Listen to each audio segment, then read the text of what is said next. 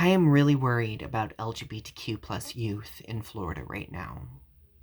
For those of you who do not know, and this is being quoted from an ABC article, but a Florida bill is in the process of being passed in Florida's House of Representatives, which would limit classroom discussions on sexual orientation and gender identity. And also it goes as far as encouraging parents to sue schools and teachers that engage in these topics.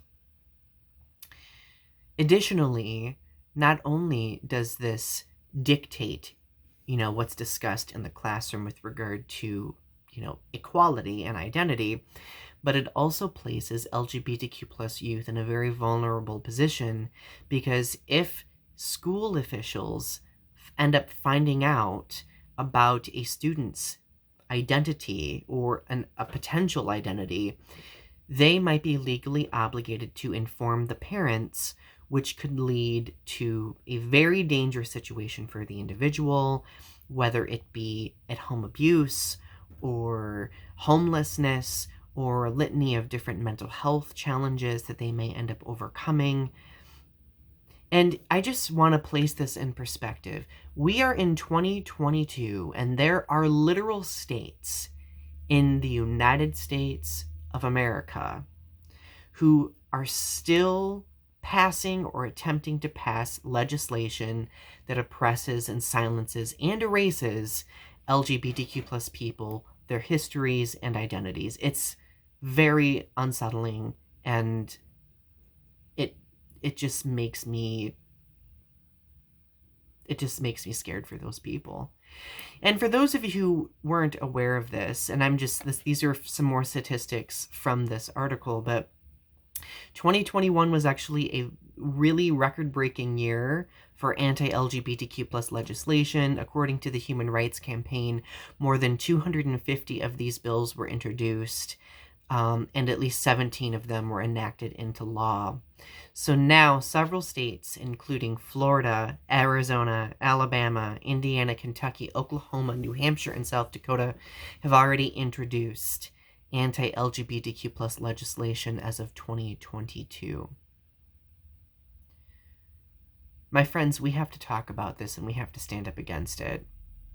And I really want to speak to the people who literally continually tell the LGBTQ plus community, what more do you want? Like, you've gotten so far, you have marriage equality. For those people, I don't think they realize just how complex our safety and our status is. Like, if we don't have a crucial space like academic or educational environments in order to learn about ourselves and to find some form of acceptance early on, that will lead to unbelievably destructive results. And I just think that we could do better. Like, sorry, not sorry, but we as LGBTQ plus people exist. LGBTQ plus people who are youths exist. And I'm sorry, as much, this bill was designed to help illustrate that, a parent should have control over their children. Yes, I understand, parents needing to have, supervision over their children.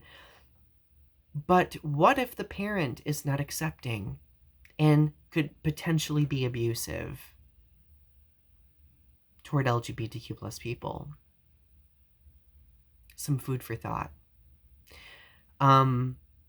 Anyway, the link to this article is in the comment or in the description section below. I wanted to talk about it. I've been seething about it the past several days, and it just flabbergasts me that in our country, which is supposed to be this, progressive paragon for the world, we still have